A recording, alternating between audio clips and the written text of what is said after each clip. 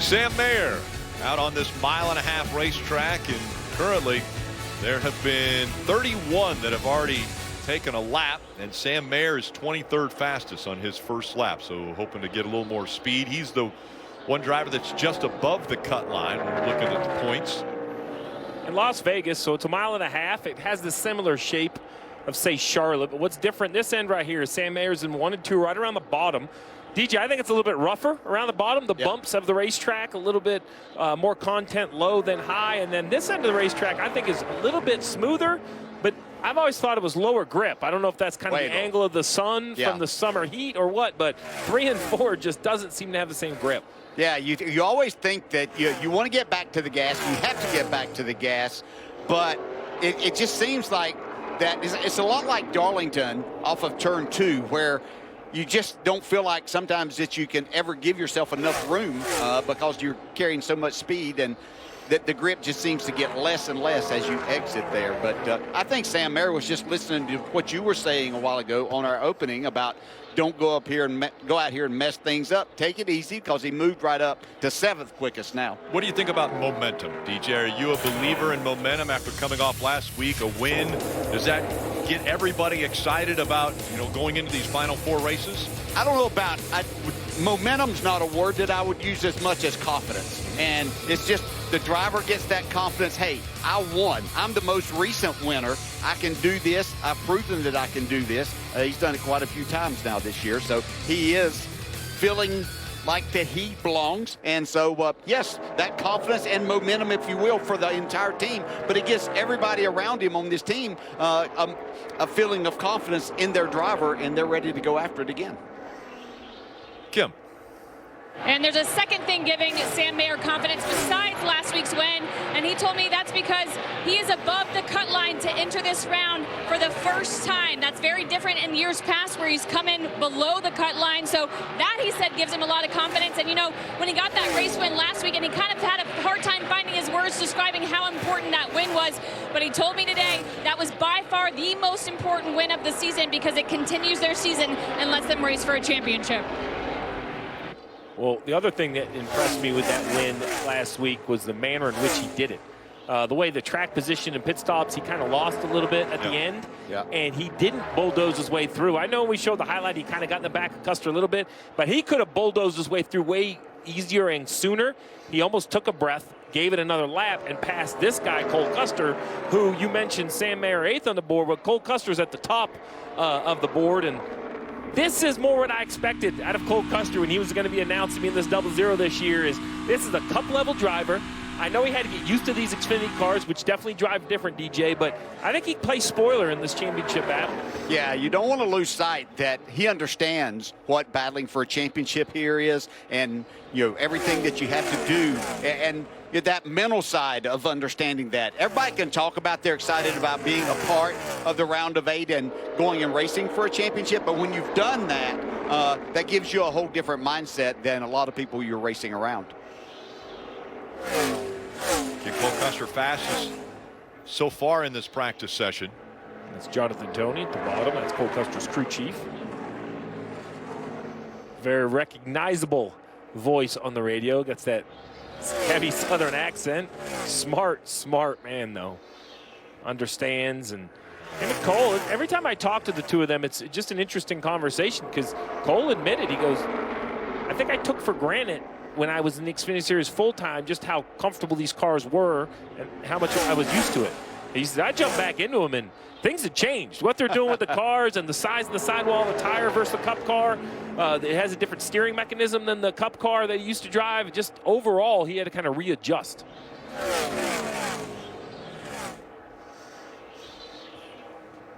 Cole Custer coming into this race 2 points below the cut line. 2 wins already on the season.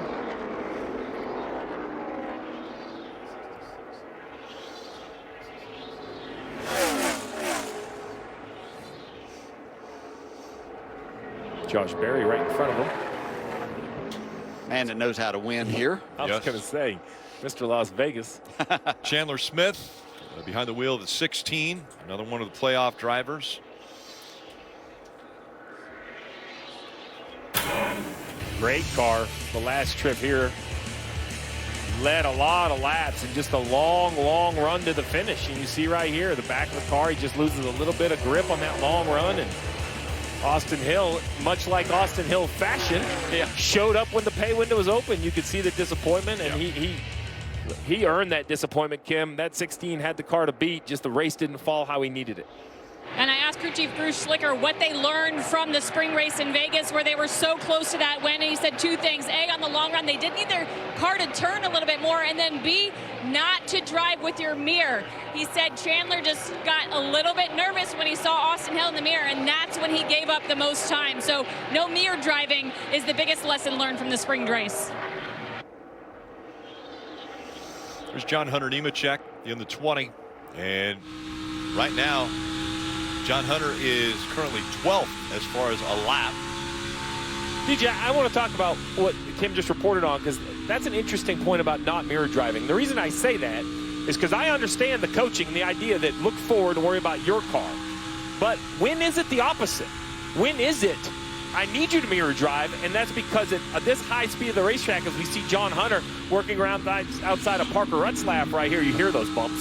Yeah, crashes over the bumps. You know, when is it you need to be out the mirror and taking away the guy behind you's line? Yeah, that does become important. As you know, you don't want to just, maybe as someone's running you down, there might be a glance. You know, if you realize that you're getting beat there, glancing and seeing just for a second, is he beating me on the entry to the corner? And obviously spotters can help out with this too, but you can take just a second to glance and see, okay, he beat me off of turn 2, he continues to do this. But as they get close enough to make a difference, then you have to start thinking about, okay, I need to know where he's running so I can take the air away as much as I possibly can to try to impede his progress just a little bit. Anything that you can do with that short amount of time. We're talking about just over a lap left that he had there in trying to do it. But his car had just gotten so free on the exit of the corner, it was hard for him to do. But it's a lesson learned. You know, you have to chalk these things up. Not many people go out here and just start winning this. Everybody can't beat Kyle Busch and just win immediately and very often. Others, you have to learn things about that. And Kyle Busch will tell you he's still learning how to win races in certain situations to this day, too. Another one of the playoff drivers. And right now, the slowest of the 8s is Austin Hill. He's 21st fastest for a lap. You know, so it's hard to handicap the 21. This is a guy that won 3 of the first 5 races of the year. Yeah. I mean, out of the box, so strong. Now, no one can keep up that pace. But I feel like it cooled off a little more than I expected, right? Only one more win in the regular season, right? He won all the way back at Pocono. And while it hasn't been awful, Kim, I don't know. I guess I just expected more out of the 21 with such a great start to the season. And remember, they won the Las Vegas spring race. So when I was talking with crew chief Andy Street earlier today, I asked the confidence level coming into this weekend, and he pointed out that even though they won that race in the spring, that doesn't mean the car was perfect or they raced it perfectly. He said they've been working diligently over the course of the season to figure out exactly what Austin needs at the intermediate tracks. And right now, it doesn't seem like they've found it, because Austin came on the radio. He said it is extremely tight, chattering the front tires. He can't get over the bumps in turn 1. So they definitely need more work on that 21 car of Austin Hill. Yeah, and as you talk about those places, you know, winning 3 of those first, you have to look. Daytona and Atlanta, basically drafting tracks, which is a specialty of his. Not that he can't get it done everywhere. And then, you know, then he won with basically a last lap pass here, so it wasn't like he was dominating on these type of tracks. But he does have a good streak going on mile-and-a-half tracks, where he's got 7 races in the top 10 with finishes. So, you know, if it's not his best place, but the thing is, if you're going to struggle here and then you look ahead to Homestead next week, I would say if you're going to struggle here, you're probably going to struggle there too. Driver of the 18, Sammy Smith, will be moving over to Junior Motorsports in 2024, but he's got some unfinished business here with Joe Gibbs Racing. And here's a driver who you would think, okay, if he can get into that championship 4, so where he gets to Phoenix, he won there already this year, and so could definitely put himself at the top of the list as far as favorites going back to that racetrack for a second time this year. Well, I think for the 18, the whole trick is to try to get there and try to get there with some sort of consistency. I think self-admittedly from behind the wheel, I know the crew chief would agree and the team would agree that just too much aggression, too many mistakes, just too much contact with other cars. That's kind of been the story of the 18's year. And not only just for finishes, but, you know, Kim, when you don't have smooth races, it's hard to fill your notebook. Remember, this driver's only 19 years old. It's important to run kind of every lap just to continue to learn.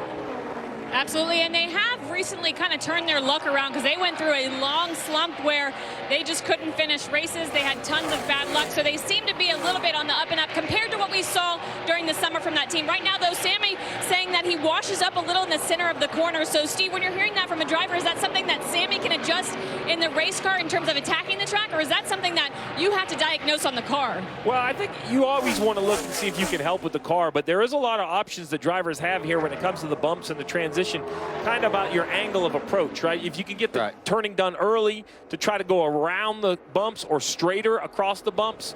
So there are things you can do.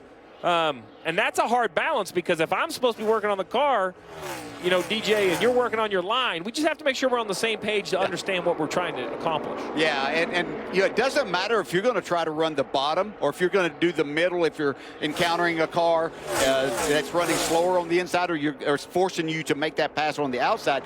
Every driver that you see do well at this racetrack is a driver that does really good arcing into the corner. You look at Kyle Larson, outstanding at these type of racetracks. He takes a wide arc into the corner, and there's a number of others that you could go through. But, you know, others have made it not work exactly like by not doing that, but you have to keep doing the same things in practice if you're going to make adjustments to the car. If you're changing your line and doing something totally different, it's hard to get a balance there. Talk a lot about the playoff cars, Rick, but this is a car I think really needs to be looked at this weekend just because of the driver, right? Yep. Ryan Reed back behind the wheel. We haven't seen him since Xfinity Series team for Roush shut down all the way back to the beginning of 2019. He, you know, we used to see him in that, I can still picture it though, that Lily's Diabetes, that red and white car for Roush Racing back then. And so it's been, what, over 5 years now since he's raced. Yeah, had success. Two-time winner in the Xfinity Series. And talking about playoffs, look, he made the playoffs his last 3 seasons. So this was a driver and team that was building. Roush Fenway, I mean, look at the championship in the Xfinity Series. I mean, Ricky Stenhouser's a long list of drivers. And Ryan, when that team shut down, just never really found another home. And so it's great to see him back behind the wheel.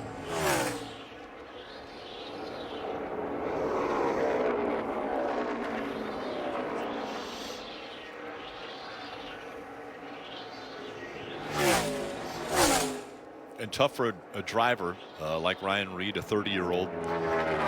You know, he's getting to that point where when the rides aren't out there, it's difficult for a driver, you know, even though his resume was fairly solid, difficult to find those rides and those opportunities as we see Daniel Hemrick coming off the track now.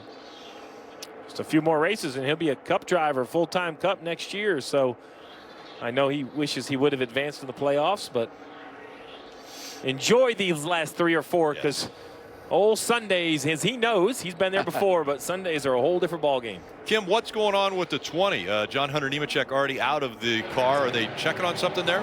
Well, Rick, they're about to push that car behind the wall and getting a report that gear oil was leaking out of the right rear, a huge puddle. And remember, last week at the Charlotte Roval, a similar situation where they were leaking oil. They did not get to make a qualifying lap. And in fact, they will not get a pit stall selection. They will be assigned a pit stall because of that issue last week. So we'll have to follow up, see what John Hunter thinks about what is not a great start to the round of 8 in the playoffs for him. And that really looks like an inner axle seal. So you have the rear gear and then the axles go out and drive each tire. Well, as you continue to turn left, the oil inside the gear wants to sling to the right, you know, like spinning a 5-gallon bucket.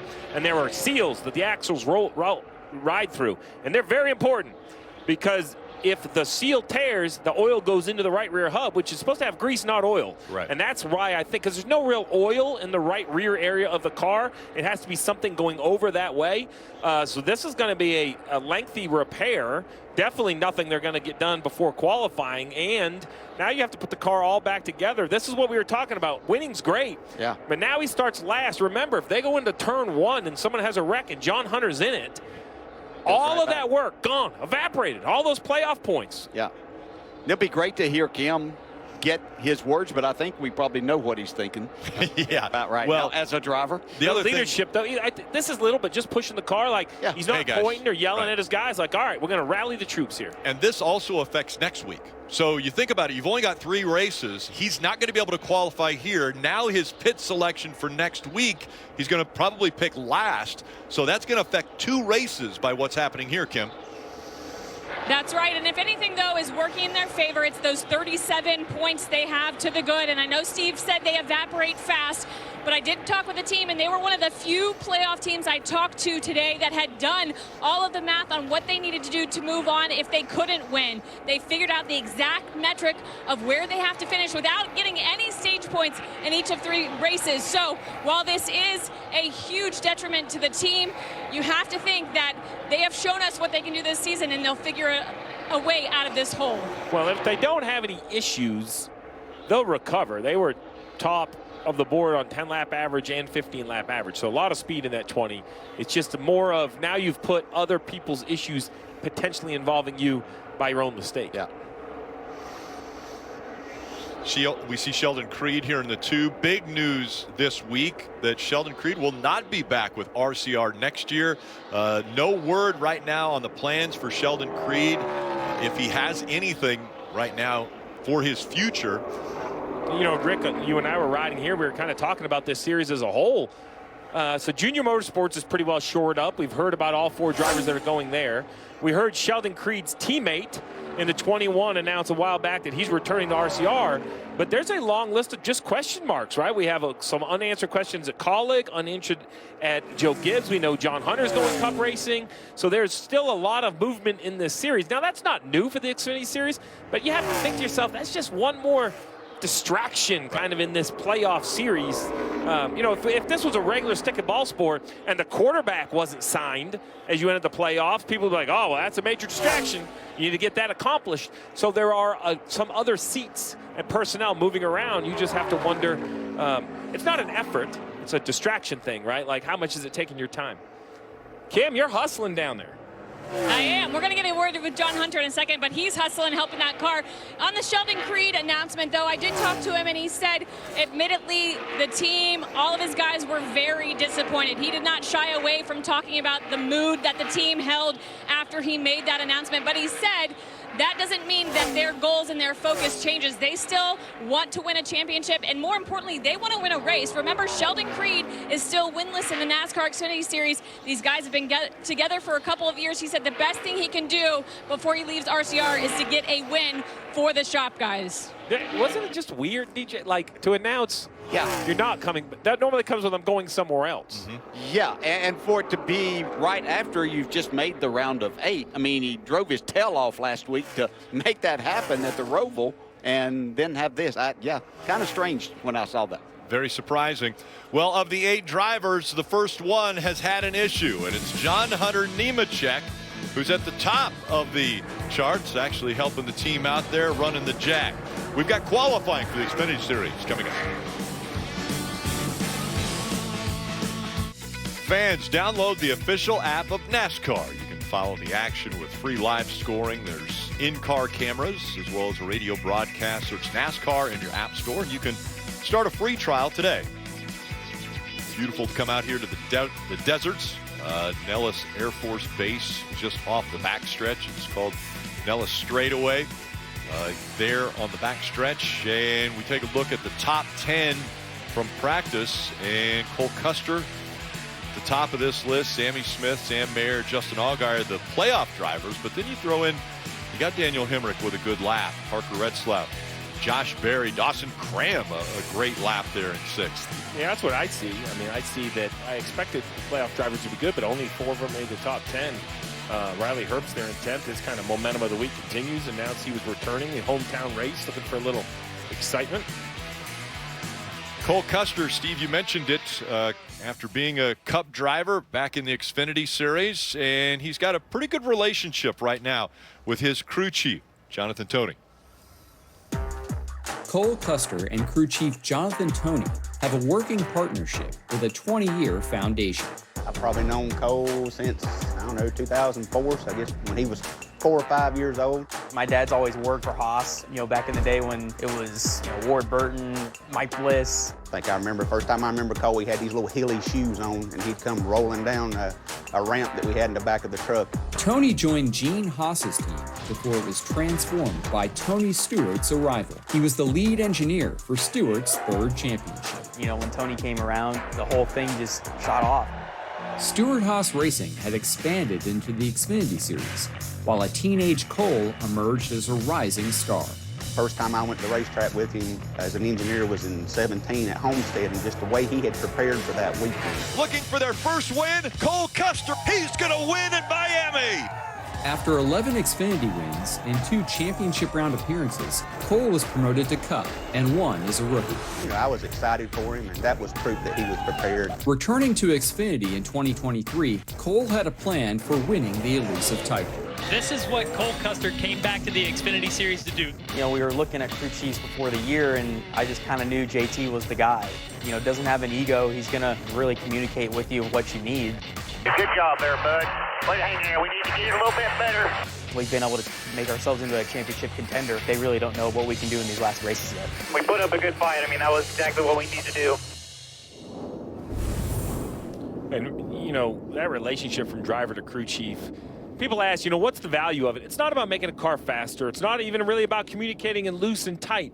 It's about managing the roller coaster of an entire season, because you have great weeks, you have awful weeks. Sometimes you flat make the wrong call on top of the pit box, or the driver just makes a mistake. Everyone is human.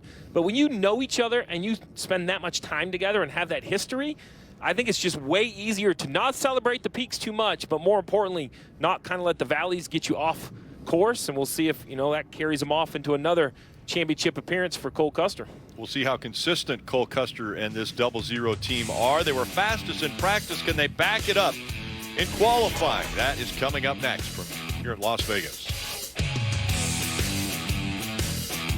Tomorrow, it's Cup Series practice and qualifying on USA, then countdown to green for the first race of the round of 8 for the Xfinity Series. And, of course, Petit Le Mans from Road Atlanta on USA at 6:30. You don't want to miss that. And Sunday, countdown to green and the Cup Series playoffs for the round of 8 begin at 2:30. That's on NBC. So make sure to join us this weekend. Beautiful area here. Seems like I might have lost a golf ball in one of those crevices. I thought I saw a Pro V1 exit that 2 blue dots out there. That would have been mine. The one problem for playoff drivers is you don't want to have a mistake when you get this close to the end of the playoffs. And already John Hunter Nemechek having an issue with their number 20 team. Kim is standing by with him. That's right, Rick. For the second week in a row, John Hunter won't make a qualifying lap. We were hearing gear oil leak. Can you offer some more specificity on what happened and if the car was giving you any feedback? Definitely smells like gear oil for sure. I'm not sure if we have a seal that got pinched or nicked or something and started leaking some gear oil. So I smelled it. And then we had a puff of smoke off turn 2 before I came in there. So the good news is our Pi Barker Toyota GR Supra is as fast as Xfinity 10G. Feel like we're one of the best cars, and just have to go race tomorrow. It sucks not to qualify. Sucks for not getting to pick pits next week at Homestead. But in the end, things like this happen, and what makes a true championship team is how you overcome it. So I have faith in all my guys, faith in everyone at Joe Gibbs Racing, and I'll go get stage point stage 1 tomorrow. You mentioned some of the implications. How do you not let those trip you up in terms of your focus and your momentum? Go race. We have fast cars. I just got to do my job, and I'll earn my pay tomorrow. Earn my pay tomorrow. I like the confidence of saying getting stage points in stage 1. Starting at the back. That's pretty good. Qualifying about to get underway. 40 cars here. So we know that the 20 is not going to be involved. So there'll be 39 that'll be out there, but 40 cars to fill 38 spots. 2 will end up going home at the end of the qualifying efforts today. As we were going away to break, we showed the top 10 on speeds. Dawson Cram was one of those drivers that had just a really nice practice, 6 quick at a 30.60. We'll see what qualifying does. First Xfinity Series starts here. Has made a couple truck starts. And you have a couple of options as a driver around this track. Obviously, getting down to that white line, shortest way around, if you can make that work and carry your speed. Kim was talking earlier about the difficulty of qualifying here because you're pretty much wide open around here. If you're going to run a top lap, you've got to be committed to the throttle and hope your level of commitment and the grip in your car matches that level of commitment that you have. And not to try to, put any sort of easy approach about what they're doing. But the one good news is the wind is a little lower than sometimes we see out here. Because if you get a big side gust and over those bumps, and then you are it's about just trying to predict or guess what your car's going to do. 30.35, that's 25 100ths faster than what he ran in practice. So a little bit of a pickup for Dawson Cram, but a really good lap for that 74. Is now we have Kyle Sieg on track. Yeah, it's going to be hard to say, right? In March, the pole was about a 29.5, but it was much cooler. So there's definitely some grip there, I think. Yeah. I see Kyle Sieg. He's done a really good job. Kind of his first full year, full time in this series. Had some really good runs along the way. And talked to him a couple of times this weekend. Been at the same hotel there and seen him around. And it's a good young man. And I know that he's just looking forward to continue this experience and getting better as a driver. Older brother Ryan Sieg has been a veteran of the series as we see Patrick Emmerling on the clock. That's kind of that different approach. I think that was a middle to higher lane in 1 and 2. Probably concerned about the bumps. Yes. Maybe his car's not handling well over the bumps. Right. And while you may think it's a little slower, maybe it's more predictable. Be that, and there's nothing wrong with staying up there. The thing is that's carrying the speed, and if you're more comfortable doing it there and not taking that chance, there's a good chance that you can run just as fast as you would right against the white line. Again, I mentioned 2 drivers will be eliminated from the running order. Patrick Emmerling could be one of those. His 31.18, we'll have to see how that stacks up against some of the other drivers as we see Ryan Reed on track now. That's what happens when the bumps don't go right. He gets down there and the front starts bouncing and up the track you go. He was committed. The tires weren't quite there. Yeah. But he got down into the corner. Well, remember, he hasn't done this since 2018. We talk a lot about how technology changes. I mean, 5-6 years since this man's expected and experienced what that's like to go down into 1 and 2 in these bumps and try to get qualified. Best finish here at this track, 9th, but it was, like you mentioned, 2017. There's RCR drivers chatting. It's been a little bit of a bumpy playoffs. Remember, these two got into each other at Bristol, and there was also a qualifying session. Neither of them were able to run because of mechanical issues. Again, that was the big news this last week. Sheldon Creed not coming back to RCR in 2024. Here's Joey Gase as he's now on the clock behind the wheel of this 35. And Joey was a little bit off in practice. That looked uncomfortable over the Still bump. does. Yeah. I forgot there were that many bumps down in 1 and 2. You lose track with some cars. This one, unfortunately, we could see them all. Almost a second off of what Cram has put up. Again, I think Dawson Cram's lap of 30.35 is going to be pretty stout. Yeah. So Joey Gase 31.43. Here's Gray Galding coming out in the 07. Don't see him a lot this year, or haven't seen him a lot. His last outing was Daytona, a 9th place finish, but it has been 5 races since Daytona. See that car bouncing around. It's just so difficult knowing what you have to go out and do as a driver. And chasing it up the racetrack there, yeah. It's like, which way is this bump going to send me? 31.57 for Gaulding. And it seemed like Dawson Cram did not run as low as what we're seeing some of these other guys try to run. Yeah. And it worked out for him.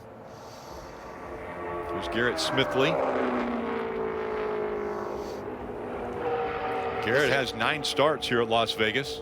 Yeah, I see a lot of them taking a more shallow entry into turn 1, and you're setting yourself up just to be in those bumps the entire time. And I think what we saw from Dawson Cram a little bit of that arc that I was talking about, so you can eliminate a few of those first bumps, and then once you start, if you've got the wheels to where you're having to turn more and you start that bumping process, then you can't turn the wheel. You're just trying to kind of hold on. 31.48 for Smithley. And let's head back to pit road. And Kim. With the NASCAR Xfinity Series most recent winner, Sam Mayer, but new week, new round. Let's talk Las Vegas. What makes a perfect qualifying lap here in your opinion? Yeah, I mean, obviously high min speed is very important here. Fast racetrack like Las Vegas. Like we saw in the fall race last year, a bunch of qualifying runs that got messed up because of the bumps down to 1 and 2. So being mindful of those, but also making sure your car handles throughout the rest of the racetrack. So we'll see how it goes. I think we'll be all right, but you got to keep it solid to have a chance at the end of this race. So qualifying is very important here. So we talk a lot about the bumps, and what Sam just said right there makes a lot of sense, which is this week Daniel Dye right there, what, fourth? Second, quick, pretty good lap. So we could make, the crew chiefs can make these cars go over those bumps like a Cadillac. They would ride perfect. They wouldn't come out of the racetrack. But then you have this very compliant car. So everywhere else, that front splitter is going to be off the ground more than you want, and it's going to be slow and out of the racetrack and not aerodynamically kind of optimized. So you can't just be as stiff as you possibly would love to have it, where it rides around the exact same height, because then you go down in there and those bumps feel like railroad tracks, and you go completely. So that's the balance. And a lot goes into it. Your driver can help. You have to make the right compromises. And then when you go to qualifying and you put more air in the tires and more tape on the nose, then the bumps are even worse at times, because now you're hitting them at a higher speed in a car that's probably even a little more rigid. This is Ryan Ellis. And Ryan, the 33-year-old out of Virginia. 5th quickest in his lap of 31.15. CJ McLaughlin. This was the slowest car in practice. I didn't get to see his laps in practice to see what the struggle was. We'll see if they can find any more speed in qualifying or make a correction with the car. You Dawson Cram fans, he will be in the race tomorrow. He's locked himself in. He was one of the few that were in jeopardy of being eliminated, but with that great lap that we saw of him early, has him locked in, as we have McLaughlin at a 31.99, and Justin Allgaier still to go out to qualify. Qualifying continuing from Las Vegas Motor Speedway. Now out on track, we see the 38 of Joe Graff Jr. Earlier this year, a 15th place finish here at the track. 23rd in practice, about a 31 flat. We've seen a few pickups. That would be a big pickup right there as he chases it up off that bump. Yeah. Right up against the safer barrier, exiting 2, going down the Nellis straightaway into 3.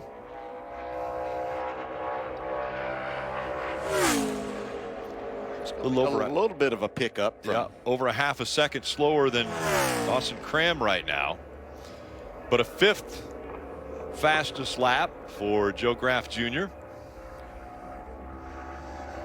All right, Rajah Caruth right here. We see him in the 45, which we normally see him drive. He's running that, what's that, 17 Hendrick Cars entry at Phoenix. Great opportunity for this young driver. And watch just how rough this is here. Oh boy. No.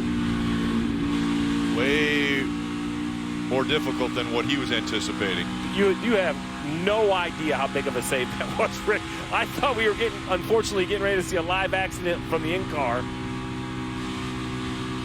I mean, that orange piece should be straight up. Oh, man. Yeah, this thing's not handling well at all. See the right hand off the wheel in frustration. The back of the car is out of the track. Oh, my goodness. 31-34 still after all that. Yeah, this orange tape is 90 degrees to the right. Look at that, bumps. All right, it's just what you talked about, right? Yeah. 2 bumps in the back of the car. The first one it handled when it rebounded and hit it again right here. 1, 2. Goodbye. Oh, man. At 100 and that was the good end. Yeah, that's right. Here's Brett Moffitt.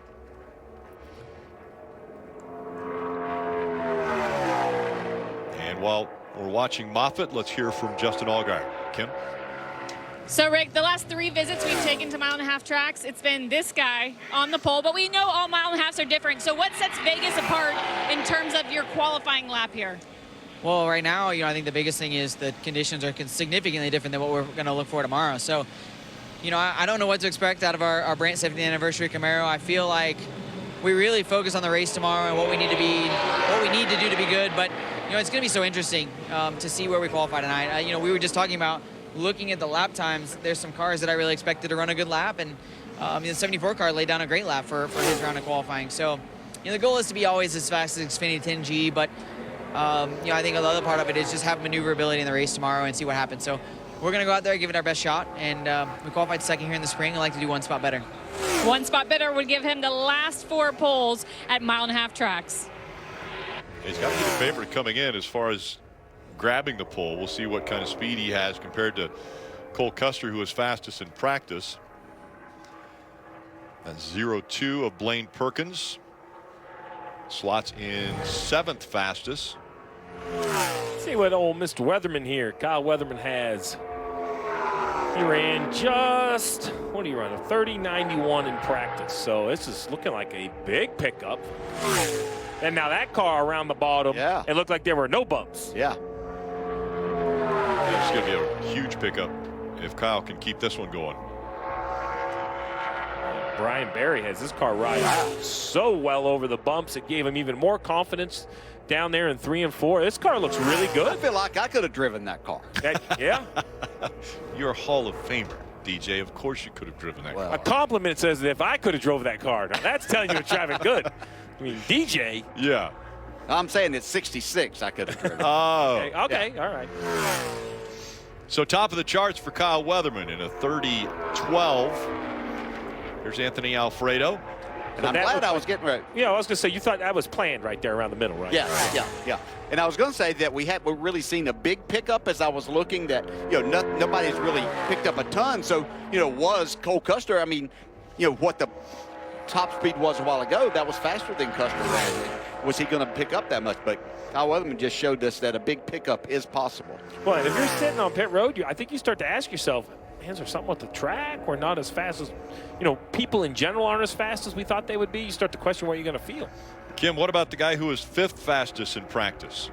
Yeah, had a fast car in practice, but as you look at the playoff grid, minus 14 points, Sammy, so we know points are going to be crucial, meaning track position is crucial. How much confidence do you have in this car and what it can do in qualifying? Yeah, I have a lot of confidence. We brought a lot of speed this week in our Pilot Flying J Toyota Supra, so hopefully go get some good track position here qualifying. You need to get some good stage points tomorrow, and honestly just need to probably win, but we're going to keep going and hopefully have a good 3 rounds and move on to Phoenix. Thanks. 3 races, again Vegas, then off to Homestead, Miami, and Martinsville to determine the championship 4 as we see Lane Riggs finishing up his lap, and it's a great one, 29.95. He earned every bit of that. That was driving that car. It was good job. Coming to the green super loose. I thought he was going to have to kind of baby it. And he made it happen.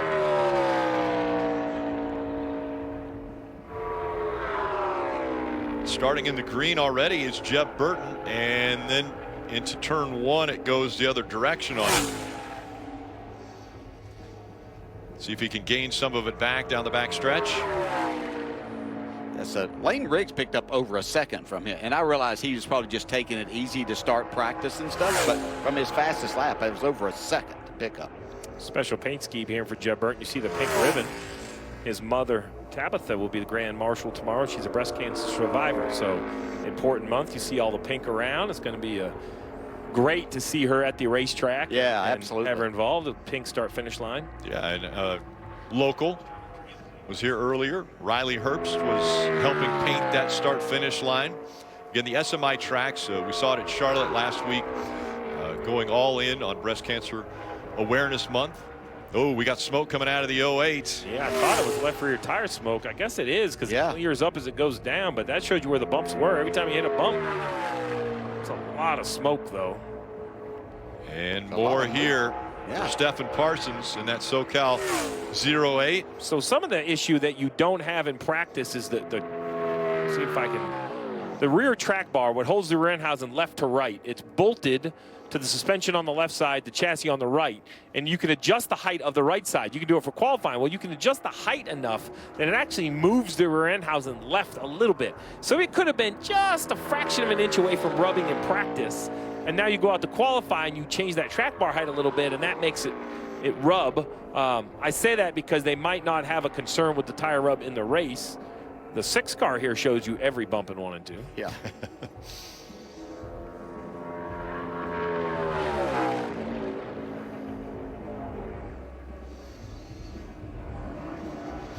So Brennan Poole coming out of turn 4, about a second and a quarter off of what we've seen out of Lane Riggs, the fastest in qualifying to this point. 29.95 for Riggs was the number. Brennan Poole goes 31.25. So many great sports teams here in Las Vegas.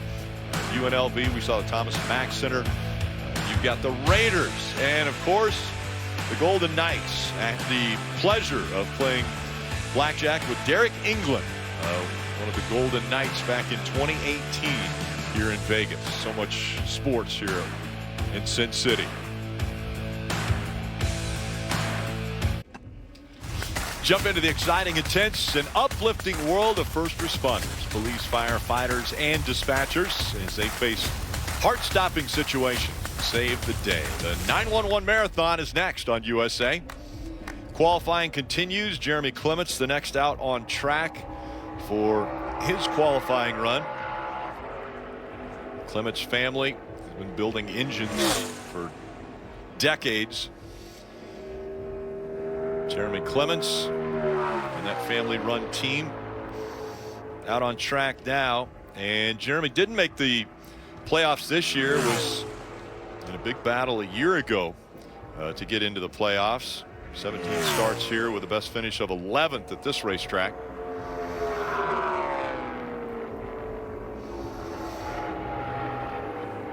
He was carrying the speed into turn 1.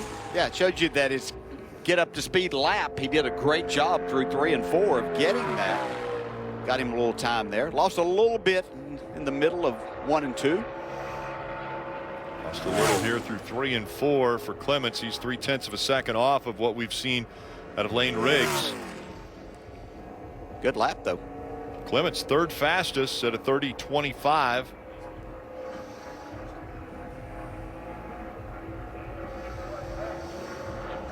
Here comes Brandon Jones. I think we're all surprised at the successes that Brandon has not been able to find in 2023. Driving for Junior Motorsports when he made the switch to come over to Junior Motorsports. I think everyone expected him to be contending for wins virtually at every racetrack, and it just hasn't been there this season. Yeah, I think the first part of the season, the entire organization was down on speed. You know, some things changed. They didn't seem that they had caught up quite as much. But then as the rest of the group started finding that speed, you expected him that Brandon might find himself in a position to get that win that he was going to need to move forth and be a part of the playoffs, but it just hasn't happened. Connor Mozak in the pink number 24 on track while he's running. Let's go back down to Kim. Well, Colleague Racing has won the last 3 poles at Vegas. The most recent to do it, Chandler Smith. I saw you talking to Austin Hill about the bumps here. Describe what it's like going over them and how it can upset the car. Yeah, it's just, let's kind of talk to him about, you know, the difference in the bump from spring to now, kind of truck racing, when the trucks would come here in the fall and the springtime. Springtime, it's cold out, the bump isn't as abrasive. it goes through the winter or the summer months, and it's like that bump comes up a little more and the track swells up a little, and the bump's a lot more abrasive. Well, I felt the same thing today compared to the spring, and I was just trying to get his feedback, what he kind of thought there, if he felt the same way and stuff. But yeah, I mean, that definitely presents a challenge, especially with the conditions how they are right now. It's not really too hot out, but it's definitely slicker than what I was used to in the springtime. So I don't think I think we're still going to have a really fast number 16 quick tire product Chevy Camaro though. Chandler Smith looking to sweep the polls at Vegas for 2023. He'll have a ways to go before he climbs behind the wheel. Connor Mozak was 12th fastest on his lap. This is Josh Williams.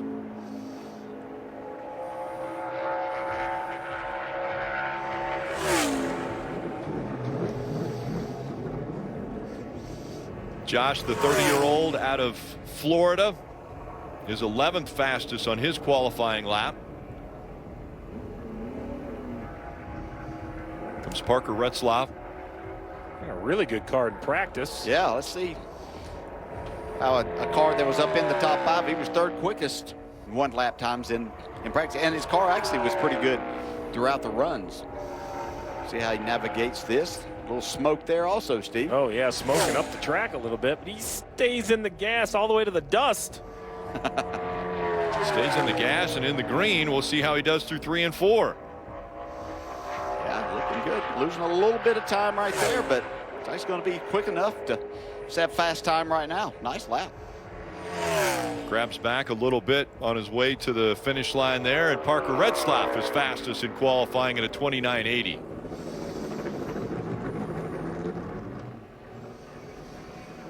Yeah, so that was about 7/10 pickup from his fast lap in practice. So there is speed there in qualifying with the things that you're allowed to do, Steve. Yeah, normally you would think the track's going to pick up, but looks like the sun's kind of broken out through the little bit of the cloud cover. You see right there, the 39 of Sieg pops out of turn 2 onto the backstretch, and we start to see a shadow off the cars.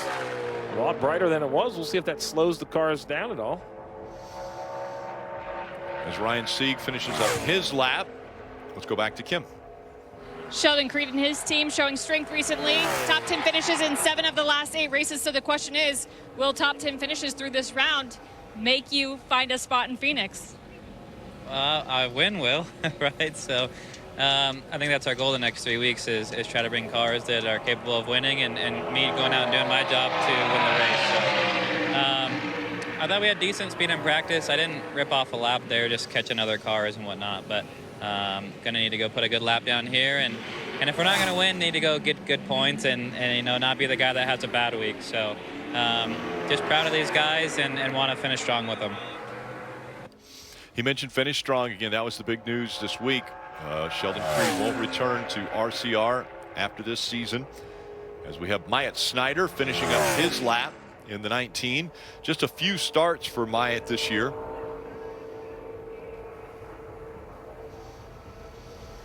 Myatt goes 8th fastest on his lap at a 30.31. Kaz Grala next on the clock.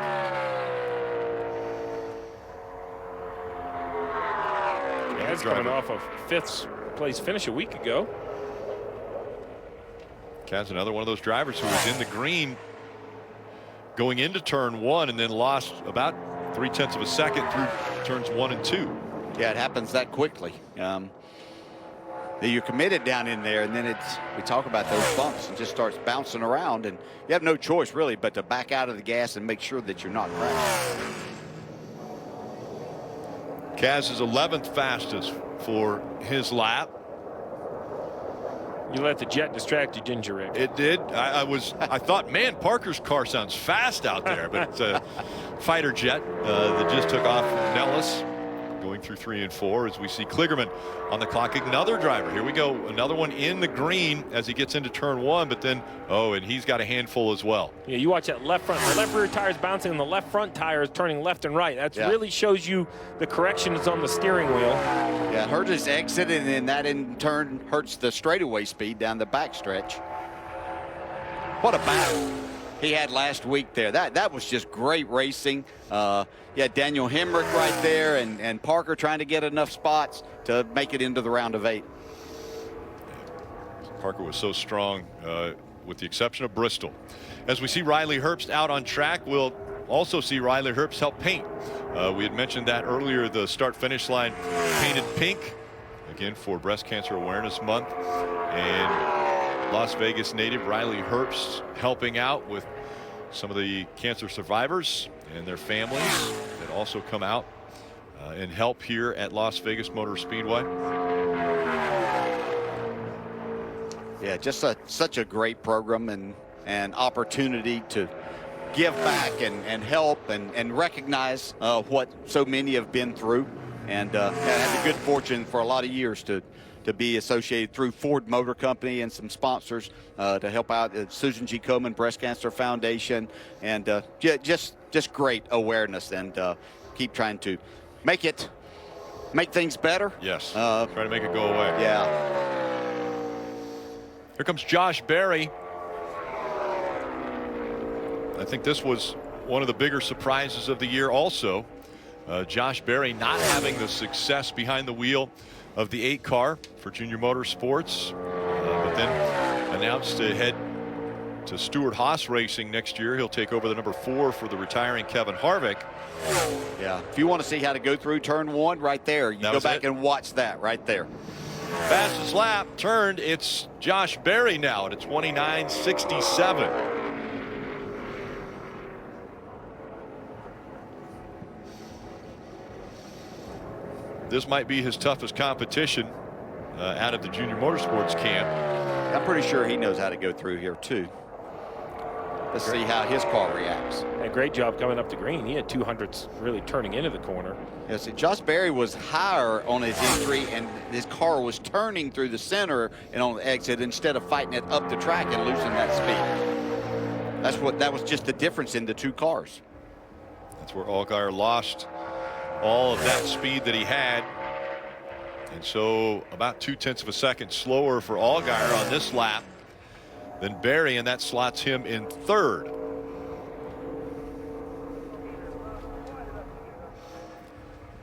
Eight still to go in qualifying, and it's Sammy Smith. Nice and high, wide arc in 3 and 4 coming up to the speed. Let's see if it translates into green. Well, about even, not really gaining anything coming to the green. But he does gain a little bit entering turn 1, then loses that through the middle.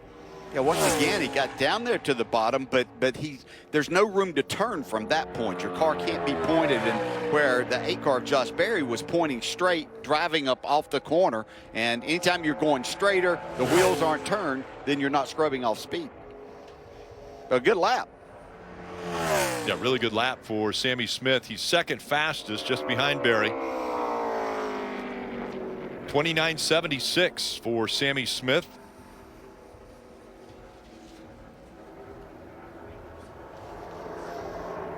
Chandler Smith next on the clock. No relation. Pole sitter in the spring, 29.48. I'm not sure the track has a 40 something in it, but we're getting ready to find out if Chandler can back up the task of sitting on the pole. Yeah, he's just looking for a low 60 something right now. Yeah. Gonna be close. See if he can gain any off exit. Yeah. Lost it through 3 and 4 and was never able to gain back any of it. So he is 3rd fastest now. Top 3 playoff drivers. Sammy Smith, Chandler Smith, and Allgaier all right now in the top 5. We'll see what Sheldon Creed has.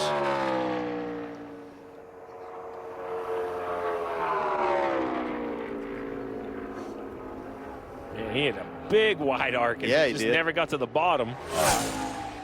But once it started bouncing, there was no more turning the wheel.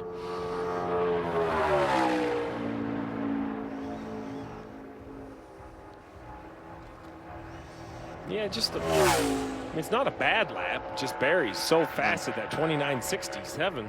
Yeah, he was 16th in practice on that, he said, but clock's in 11th right now. Still got a stack of fast cars left, though, with Hemrick, Hill, Custer, and Mayer. John Hunter Nemechek, once again, you won't see him qualify. He had a mechanical issue, had to go to the garage. That happened in practice, so he doesn't get to make a qualifying lap.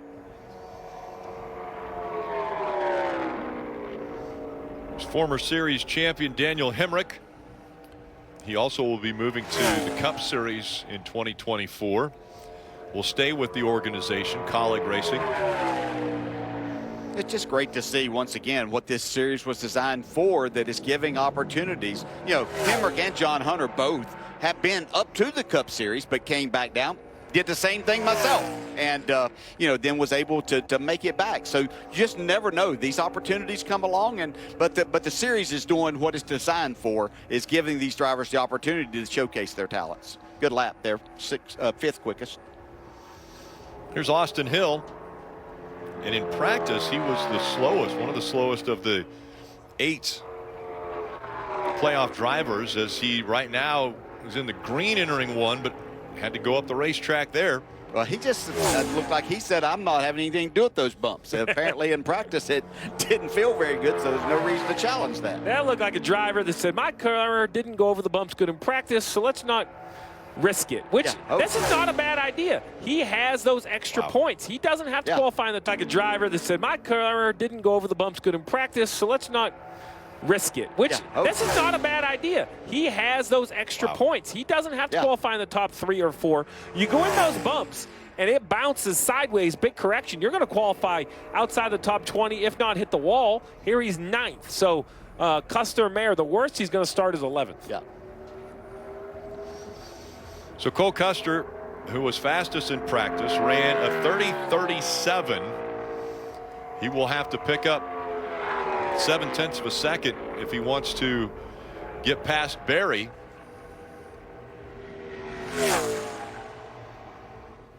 And right now, in the wrong direction as he enters 3.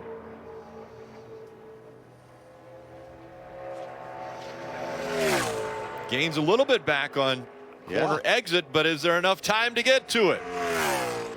That was a big run at it that comes up just shy. 4 100ths. 29.71 for Cole Custer, and now the final qualifying run will be Sam Mayer. So Josh Berry watching on as one of his teammates, the last one to go.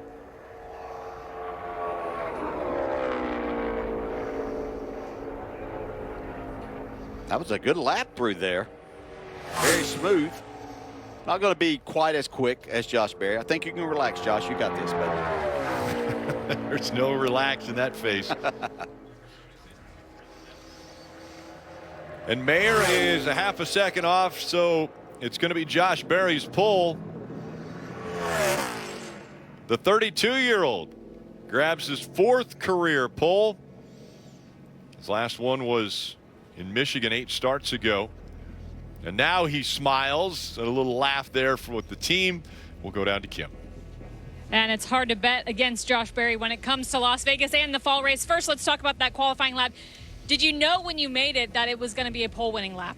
Not really. I didn't love my lap, honestly. I felt like I left a little bit out there. It's so tough, right? You're just carrying so much throttle and just knowing exactly how much you need to do there with the, to keep up with the racetrack. But our car's really solid. I was pretty happy with it in practice. Tomorrow's going to be a completely different day. It's going to be much hotter. I know the groove's going to move around a lot.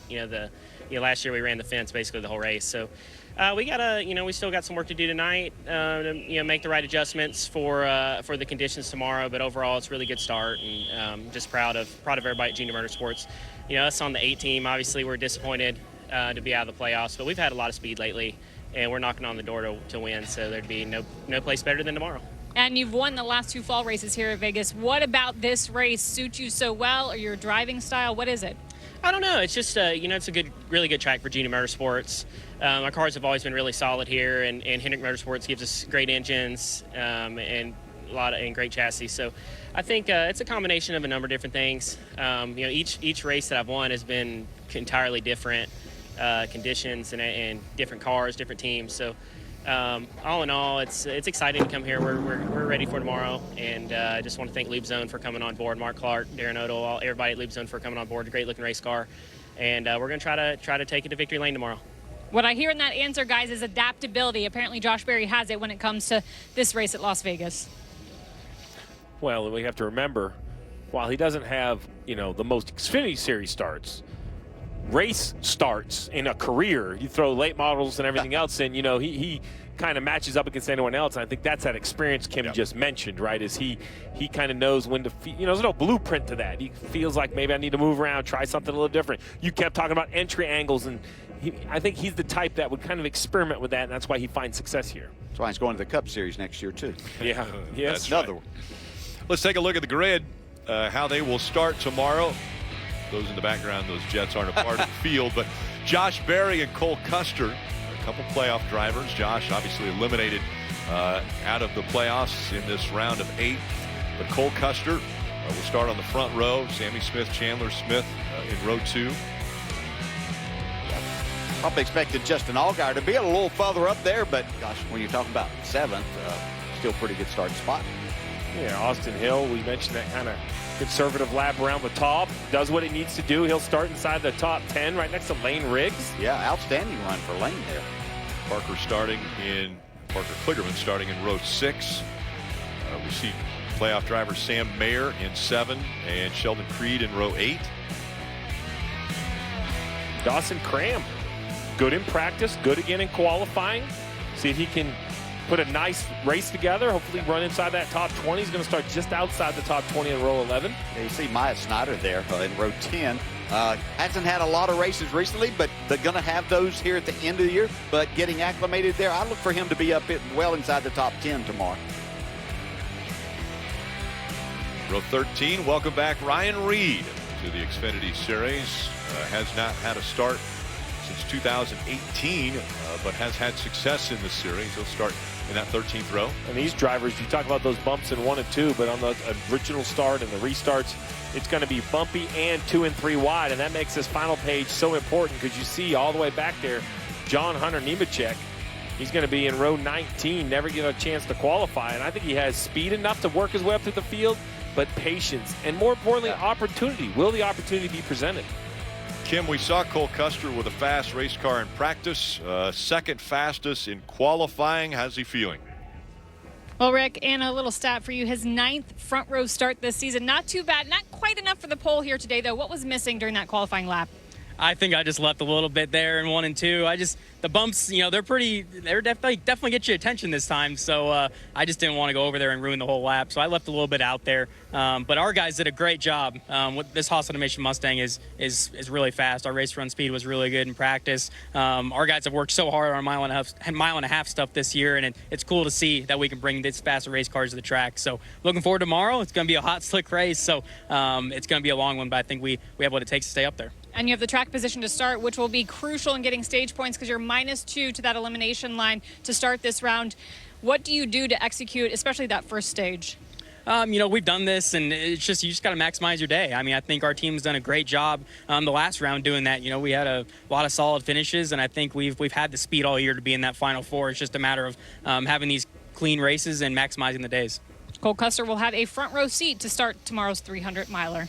Kim referenced it just moments ago there as far as where Cole Custer is in the points. We want to remind you, everyone was reset to 3,000 points that made it here to this round of 8, and then all of the playoff points that they had earned throughout the year and that first round of the playoffs, those are added in. That's why you see Sammy Smith with 3,006 points all the way up to John Hunter Nemechek with 3,055.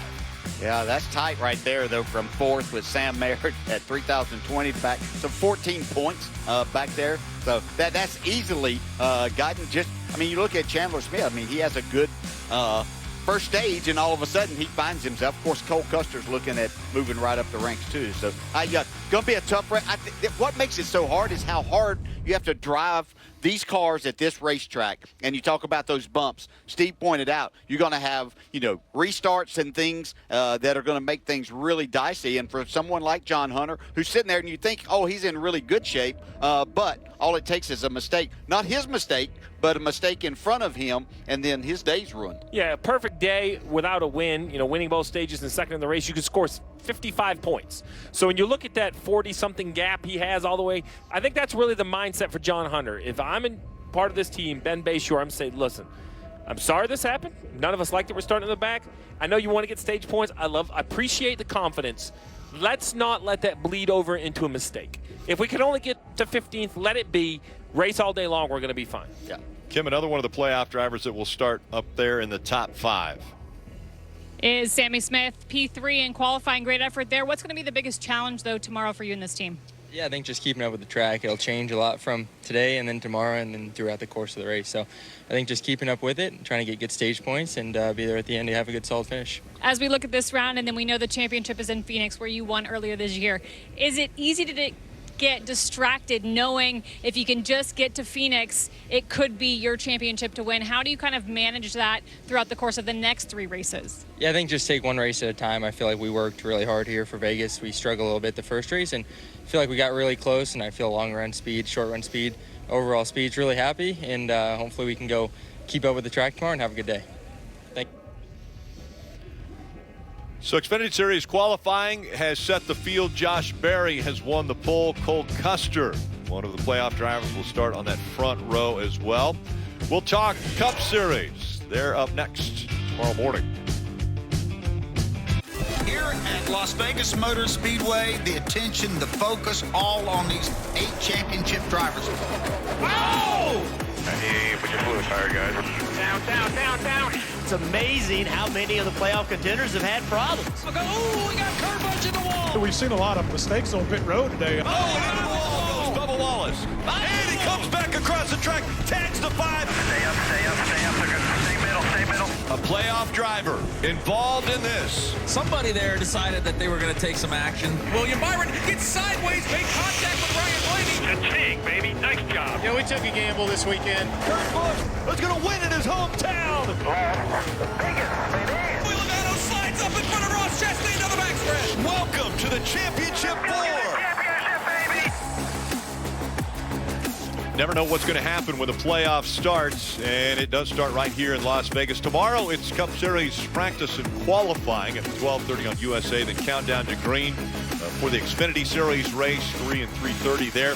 Petit Le Mans has the biggest field ever, and that is 52 cars. So that will be at 6:30 on USA. And on Sunday, it's countdown to green and Cup Series playoffs on NBC starting at 2 o'clock. Take a look at the point standings after they were reset at 4,000, and everybody's playoff points added in, and it is going to be a tight one there from 4th all the way down to 8th. Well, when I look at this one, DJ, the thing that really jumps out to me is we had a few guys that made the playoffs that didn't have a lot of playoff points, but they were unable to move forward. So now this is the closest William Byron and Truex have started to the cut line, and for sure the closest they've started to the last guy in the standings. So while they still have a small cushion, this is an entire race window. I mean, they're going to have maybe a stage worth or a stage and a half worth, but everyone's going to have to really show up. Well, and when you look at those, the first 4 drivers there, they're all outstanding at these tracks that are coming up in this round. I mean, Byron and Larson have won races at all 3 of these tracks. Denny Hamlin has 9 wins at these tracks coming up. I think the whole question centers around what do we see out of this 19 team in these next couple of weeks. It's been a struggle for them to this point. Can they get things back on the rail and be the team that we saw win the regular season championship and now get themselves in a position to battle and try to be a part of the championship 4 at Phoenix? Again, the first opportunity to lock yourself into the championship 4 happens on Sunday. And earlier this year, William Byron got things started as far as the 2023 season goes in pretty convincing fashion, led 176 laps here at the track. Yeah, spanked him. I mean, he was just phenomenal. And he really hasn't slowed down through the season. I mean, he's had a couple like that being dominant. Watkins Glen was that. But he showed that he can win and ready to win anywhere, any week, anytime, and any condition. Might not have the fastest car all weekend, but they work on this thing, and then William Byron in this 24 shows up. I think that's really the challenge I'm going to have handicapping this field. As DJ did a great point of talking about how dominant the 4 above the cut line have been at these next 3 tracks. But Ryan Blaney, I didn't have him picked to go to the 600. Oh, win the race, right? So, I mean, who can't win? Ryan Blaney? Tyler Reddick? I mean, these guys can absolutely win. Chris Buescher, while he doesn't have the mile-and-a-half stats the other guys have, he had really very few of the stats entering the year. He's having a career year. Why not let it continue? Christopher Bell proved last year with 2 walk-off wins to advance that if you push him into the corner, he can find another gear. And remember, this round starts off with 2 mile-and-a-half racetracks, and you look at the round of 8 drivers that are in here and what their average finish has been on mile-and-a-half tracks.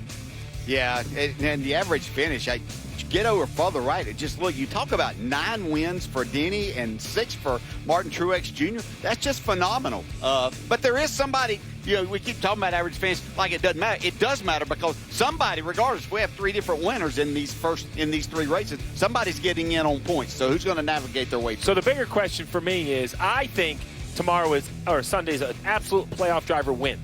I think these 8, someone's going to step up and win. Yeah. You have the same opinion? Yes, 100%. I believe that happened. I think that happens the next 2 weeks, as a matter of fact. And I know you have said that you think Chris Buescher might be the shocker of making it into the championship 4, DJ. I really do. I think he can be solid enough. He doesn't make mistakes.